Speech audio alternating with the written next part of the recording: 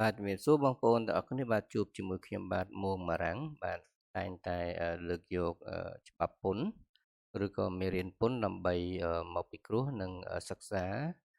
ដល់ជូនសិស្សានុសិស្សដើម្បីសិក្សារៀនឬក៏ក្រុមហ៊ុនឬក៏ភ្នាក់ងារពន្ធដារដែលគាត់មានចំណាប់អារម្មណ៍ដើម្បីបានចំណេះដឹងបន្ថែមបាទអញ្ចឹងថ្ងៃនេះយើងមកមើលអំពីពន្ធលើប្រាក់ចំណូលនិងចំណាយកាត់កងបានភាគច្រើនគេហៅថាចំណាយអាចកាត់កងបាន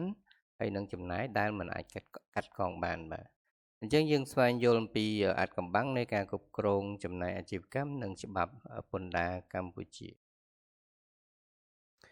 អូខេអញ្ចឹងគោលបំណងនៃមេរៀនថ្ងៃនេះបាទយើងយល់ដឹងអំពីមូលដ្ឋាននៃពន្ធលើប្រាក់ចំណូលប្រចាំឆ្នាំហៅថា Tax on Income ឬក៏ TOI ហ្នឹង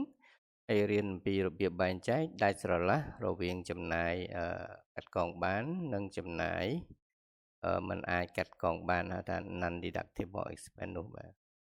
អញ្ចឹងយើងមកស្គាល់ពីច្បាប់និងលក្ខខណ្ឌសំខាន់ៗដែលម្ចាស់សហគ្រាសគ្រប់រូបត្រូវដឹងថាតើវាមានលក្ខខណ្ឌអីខ្លះបាទ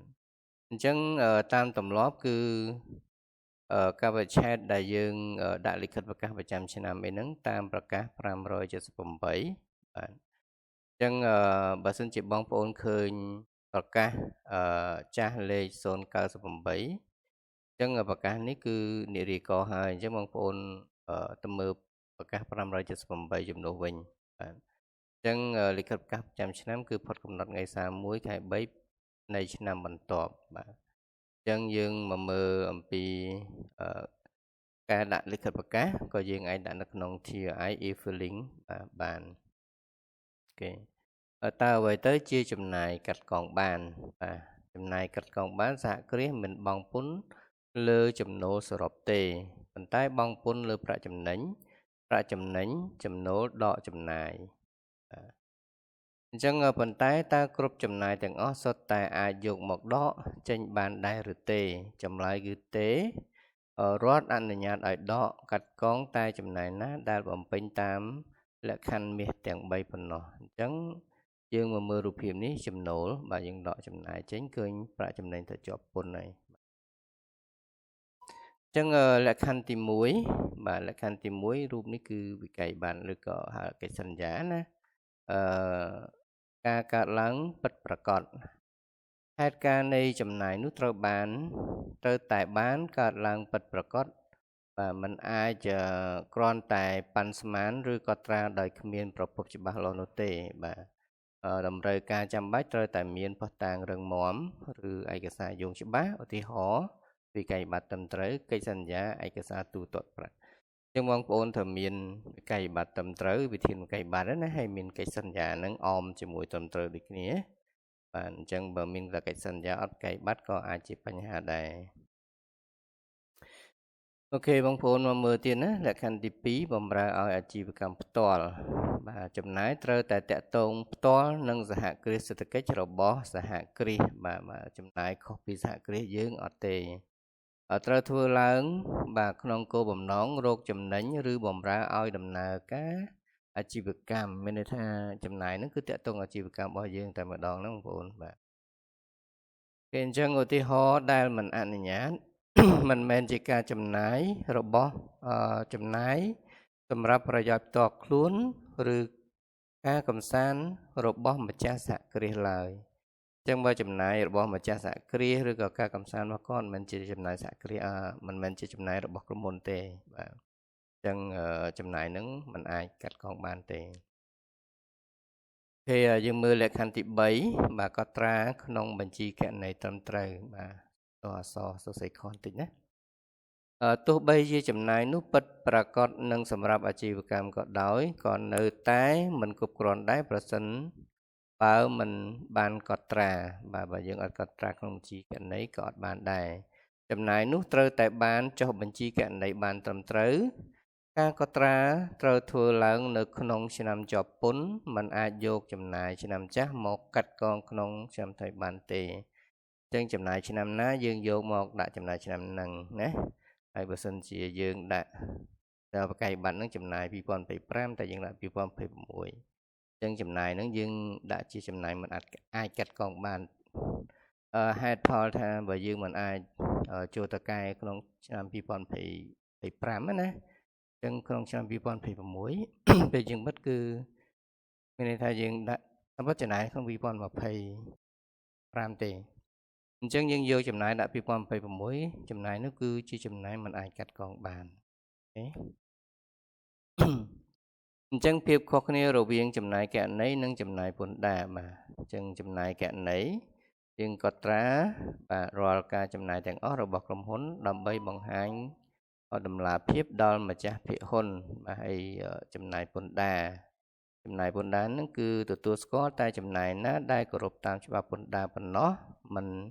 មែនរាល់ចំណាយគណនេយ្យសុទ្ធតែអាចកាត់កងបាននោះទេបាទអញ្ចឹងយើងមើលក្នុងចំណាយគណនេយ្យបើសិនជាយើងកត់មែនក៏ប៉ុន្តែចំណាយខ្លះអត់មានកាយប័ត្រត្រឹមត្រូវអីហ្នឹងគឺយើងអត់អាចចាត់ជាចំណាយរបស់ពន្ធដារយើងបានទេប្រចាំឆ្នាំណាពីចាំទៅយើងកត់ក្នុងចំណាយយើងធម្មតាប៉ុន្តែចំណាយខ្លះมันអាចយកទៅកាត់ប្រចាំឆ្នាំបានទេ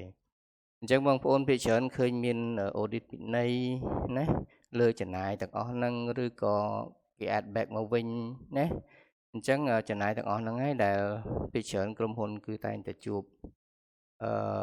និយាយចំទៅពេលជួបម្ដងគឺធ្ងន់ណាគឺយើងគេកំណត់ពន្ធតាមឯកសារឬក៏បកាយប័ត្រដែលគេហៅថាมันមានបកាយប័ត្រឬក៏បកាយប័ត្រខ្លាំងៗនឹងឯងអញ្ចឹងគោលការណ៍បូកត្រឡប់មកវិញ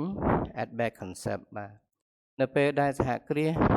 ចំណាយលើអ្វីដែលច្បាប់ពន្ធមិនអនុញ្ញាតចំណាយនោះនឹងត្រូវបូកបញ្ចូលមកវិញនៅក្នុងប្រាក់ចំណេញបាទអញ្ចឹងបើយើងងាកមកគឺប្រាក់ចំណេញបាទប្រាក់ចំណេញគណនេយ្យបូកចំណាយមិនអាចកាត់កងបានបាទប្រាក់ចំណេញថាប្រាក់ចំណេញជាប់ពន្ធបើប្រាក់ចំណេញមិនអាចកាត់កងបានដូចខ្ញុំជម្រាបអញ្ចឹងគឺអត់មានសក្ខីប័ត្រគ្រប់គ្រាន់ណាมันបំពេញលក្ខខណ្ឌទាំង3ខាងលើដែលខ្ញុំជជែកនោះអញ្ចឹងចំណាយនឹងខ្ល้ายជាចំណាយមិនអាចកាត់កងបានអូខេអញ្ចឹងឧទាហរណ៍ជាក់ស្ដែងចំណាយកំសាន្តតខ្លួនរបស់តកែបាទអញ្ចឹងលោកតកែគាត់មានលុយយកលុយក្រុមហ៊ុនទៅដើរលេងអីចឹងណាមិនមែនជាសកម្មភាពអាជីវកម្មអញ្ចឹងលុយដែលគាត់យកទៅដើរលេងហ្នឹងគឺចំណាយផ្ទាល់ខ្លួនគាត់ហ្នឹងជាចំណាយមិនអាចកាត់កងបានហើយអញ្ចឹងចំណាយដែលទិញអីវ៉ាន់ហើយមិនមានវិក័យប័ត្រត្រឹមត្រូវចំណាយខ្លះអត់មានវិក័យប័ត្រត្រឹមត្រូវទេ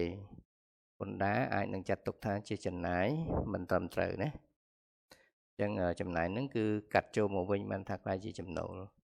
អញ្ចឹងលទ្ធផលធ្វើឲ្យប្រាក់ចំណេញជាប់ពន្ធកើនឡើងហើយត្រូវបង់ពន្ធច្រើនជាងមុនអញ្ចឹងបងប្អូនត្រូវប្រុងប្រយ័ត្នណារាល់ការទិញត្រូវមានវិក័យប័ត្រអូខេករណីជាក់ស្ដែងការបង្កើតសហគ្រាសនិងប្រភេទពន្ធបាទ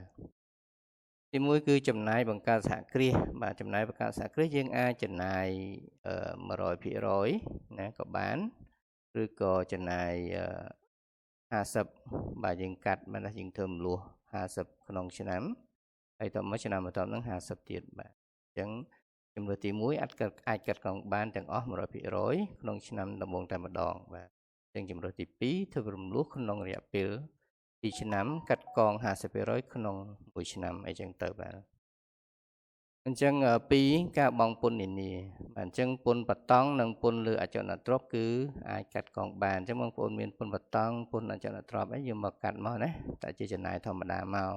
អញ្ចឹងប្រចាំឆ្នាំគឺយើងធ្វើធម្មតាណាអញ្ចឹងពន្ធលើប្រាក់ចំណូលរួមទាំងការបង់អានេះហៅថាប្រាក់រំដោះពន្ធលើប្រាក់ចំណូលហ្នឹងណាគឺมันអាចកាត់កងបានទេអញ្ចឹងបងប្អូនចាំចំណុចហ្នឹងអញ្ចឹងតាមប្រការ26យើងយកអំពីប្រកាស578លើពន្ធលើប្រាក់ចំណូលណាអញ្ចឹងពន្ធបាទចំណុចទី3នេះបាទពន្ធអាករដែលมันអាចកាត់កងបានប្រាក់រំដោះពន្ធលើប្រាក់ចំណូលពន្ធលើប្រាក់ចំណូលហៅថាពន្ធអបបមានិងពន្ធអាករនានាដែលមិនមែនជាបន្ទុករបស់សហគ្រាសបាទពន្ធកាត់ទុកទូទៅពន្ធលើប្រាក់បៀវត្សជាដើមអញ្ចឹងចំណាយទាំងអស់ហ្នឹងគឺអត់អាចកាត់កងបានទេណាបងប្អូនករណីជាក់ស្ដែងបាទសប្បុរសធម៌បំណុលអាក្រក់និងផ្សេងទៀតបាទអញ្ចឹងវិភាគរៀនសប្បុរសធម៌បាទកាត់កងបានលុះត្រាតែផ្ដល់ឲ្យស្ថាប័នទទួលស្គាល់ដោយរដ្ឋ ហើយកំណត់មិនឲ្យលើសពី 5% នៃចំណេញជាប់ពន្ធជាងគេឲ្យយើងលើស 5% ទេហើយចំណាយបេសកកម្មស្នាក់នៅកាត់កងបានបើមានលិខិតបេសកកម្មនិងវិញ្ញាបនបត្រត្រឹមត្រូវបើក្នុងកម្រិតសមរម្យជាងយើងមានបេសកកម្មទៅណាអីគឺត្រូវតែមានលិខិតចេញពីខាងក្រុមហ៊ុនយើងដើម្បីថាឥឡូវយើងទៅធ្វើអីណាអូខេបំណុលអាក្រក់ bad debt អាចកាត់កងបានលុះត្រាតែមានភស្តុតាងលិខិតខំទារបំណុលតាមផ្លូវច្បាប់បាទឬមានសារក្រមតុលាការបាទច្បាស់លាស់អញ្ចឹងនៅពេលដែលយើងលក់អីចឹងទៅនៅពេលដែលយើងទារលុយគេអត់បានណាបាទអញ្ចឹងយើងអាចកត់ bad debt ហ្នឹងគឺត្រូវតែមានអីគេបាទភស្តុតាងឬលិខិតទារបំណុលអីហ្នឹងណាត្រូវតែមានអមភ្ជាប់ទៅគឺមានលិខិតសារក្រមអីចឹងណាបញ្ជាក់ឬក៏ភស្តុតាងណាមួយដែលសម្អាងថាយើងមិនអាចទារបំណុលបានណាអូខេអញ្ចឹងមួយទៀតការលក់បញ្ចុះថ្លៃ discount គេមានត្រូវមានគោលការណ៍បញ្ចុះតម្លៃច្បាស់សម្រាប់អតិថិជនទាំងអស់អញ្ចឹងបងប្អូនបើថាលក់សុកយើង discount ឲ្យគេមួយទៅលក់ទៀតទៅ discount ឲ្យគេមួយទៀតទៅឬក៏ភ្ញៀវនឹងសំខាន់អីចឹងទៅបាទយើងមកដល់យើងបញ្ចូលទៅ discount អានឹងសិតតែជាប់ពន្ធណាបងប្អូនណាអញ្ចឹងបើសិនជាយើងលក់បញ្ចុះតម្លៃ discount អីចឹងទៅត្រូវមានគោលការណ៍បញ្ចុះតម្លៃច្បាស់លាស់មានថាយើងក្រុមហ៊ុនគេមាន policy យើង discount គ្រប់គ្នាណាមិន discount តែម្នាក់ឯងអញ្ចឹង season ហ្នឹងគឺគេ discount តម្លៃប៉ុណ្ណាទៅតាមតាក់ស្ដែងទីផ្សារដែលគេមានណាបងប្អូនបាទអញ្ចឹងគេឆែកអាហ្នឹងអូខេអញ្ចឹងមេរៀនយើងមានត្រឹមប៉ុណ្ណឹងបាទអញ្ចឹងនឹងដល់ម៉ោងសាកល្បងចំណេះដឹងបាទយើងសាក quiz time មើលបាទយើងត្រៀមខ្លួនឆ្លើយសំណួរខ្លីៗមានទាំងអស់5ណាមាន5ដើម្បីរំលឹកមេរៀនយើងទៅបានរៀនខ្លីៗងាយៗបងប្អូនបាទសំណួរទី1និងទី2សំណួរទី1សំណួរនេះមានចម្លើយបងប្អូនណាព្រាមបាទតើថ្ងៃណាជាការបរិច្ឆេទចុងក្រោយសម្រាប់ការប្រកាសពន្ធលើប្រាក់ចំណូលប្រចាំឆ្នាំបាទ A ឬក៏ B 31មីនាឬក៏31ធ្នូចម្លើយគឺ A ណាបងប្អូនបាទ31ខែ3អូខេសំណួរទី2តើរាល់ចំណាយដែលបានកត់ត្រាក្នុងបញ្ជីគណនីសុទ្ធតែអាចកាត់កងបានមែនទេបាទ A ត្រូវ B ខុសបាទជាចម្លើយ B គឺខុសបាទអូខេសំណួរទី3ងាយៗបងប្អូនណាទី4សំណួរទី3តើត្រូវមានលក្ខខណ្ឌប៉ុន្មានទៅចំណាយមួយអាចចាត់ទុកជាចំណាយកាត់កងបានបាទ A 2លក្ខខណ្ឌ B 3លក្ខខណ្ឌចម្លើយគឺ B បាទត្រូវមាន3លក្ខខណ្ឌខាងលើដែលយើងបានរៀនណាបងប្អូនអញ្ចឹងបងប្អូនមានចម្ងល់ហើយអាចចូលមើលភាសាទៀតតាម3លក្ខខណ្ឌហ្នឹងទៀតណាបាទសំណួរទី4ប្រសិនបើម្ចាស់ក្រុមហ៊ុនទិញទូរស័ព្ទទំនើបយកទៅឲ្យកូនប្រើប្រាស់ផ្ទាល់តើចំណាយនេះជានេះអាចកាត់កងបានកាត់កងពន្ធបានទេបាទ A បាន B មិនបានឡើយ B ព្រោះខុសលក្ខខណ្ឌទី2មិនបម្រើឲ្យអាជីវកម្មអញ្ចឹងគាត់យកទៅប្រើផ្ទាល់ខ្លួនបាទគេសំណួរទី5និងសេចក្តីសន្និដ្ឋានបាទសំណួរទី5តើចំណាយសប្បុរសធម៌អាចកាត់កងបានអតិបមាប៉ុន្មាន%នៃប្រាក់ចំណេញបាទគឺបានត្រឹម 5% ទេណាតែយើងបិទបញ្ជីប្រចាំឆ្នាំយើងយកតែ5% ហើយក៏មានតារាងគេគណនាដែរណាបងប្អូនបាទអូខេអញ្ចឹងសេចក្តីសន្និដ្ឋានយល់ដឹងពីចំណាយកាត់កងជួយឲ្យសហគ្រាសអនុវត្តត្រឹមត្រូវនិងជៀសវាងការផាកពិន័យបាទកុំភ្លេចប្រើប្រាស់ប្រព័ន្ធ TI e-filing ហើយបើមានសំណួរបន្ថែមបងប្អូនអាច call ទៅ1277បងប្អូនណាបាទអញ្ចឹងទៅការជំនួយបន្ថែមតាក់ទងមជ្ឈមណ្ឌលមែនទេបាទនឹងគេហៅថាចូលទៅអគ្គនាយកដ្ឋានពន្ធដារយើងណាបាទ GDT call center អញ្ចឹងទៅបាទឬក៏1277ដល់អាចគិតថ្លៃខ្ញុំបាទមុំបារាំងក៏សូមជម្រាបលាហើយបើពាក្យពេចន៍និយាយអីខុសឆ្គងឬក៏លើកយកច្បាប់មិនគ្រប់គ្រាន់សម្រាប់បងប្អូនអីក៏សូមខន្តីអភ័យទោសហើយបើសិនជាល្អបងប្អូនកុំភ្លេចជួយ Subscribe Like ផងហើយបើមាន comment អីនៅខាងក្រោមចង់ជជែកមួយគ្នាបាទអាច comment សួរនៅខាងក្រោមបានបាទខ្ញុំព្យាយាមឆ្លើយនៅរាល់សំណួរបងប្អូនបាទហើយក៏ជម្រាបលាបាទខ្ញុំបាទមុំបារាំងបាយបាយ